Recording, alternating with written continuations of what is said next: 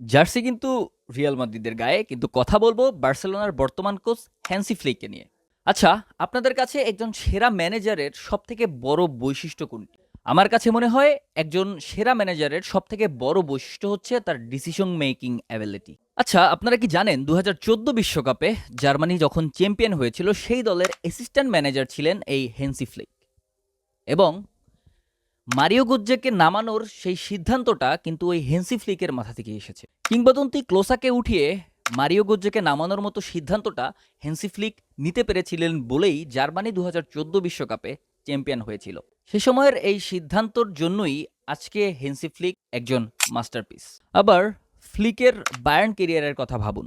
মাঝখানে নিকো কোভাস স্যাক হওয়ার পর দলের হাল ধরলেন এবং ওই বছরই সবকটি ট্রফি হ্যান্সি ফ্লিক বায়ার্নের হয়ে জিতলেন। বার্সা ম্যানেজার হওয়ার পরও সফলতা যেন হ্যান্সি ফ্লিককে পিছু ছাড়ছে না। প্রথম সিজনে একাধিকবার মাদ্রিদকে হারালো।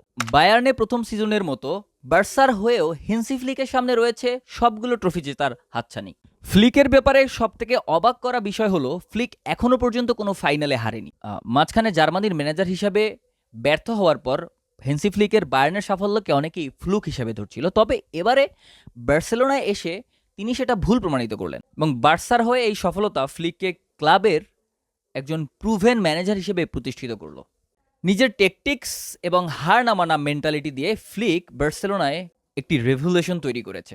এই বার্সেলোনা গত ১০ বছরে রোমা এবং অ্যানফিল্ড ট্র্যাজেডি ফেস করে এসেছে, আর সেই বার্সেলোনাই এখন ফাইনালে কামব্যাক ফেস করে। এরপর পাল্টা কামব্যাক দিয়ে ফাইনালে ট্রফিও জেতে।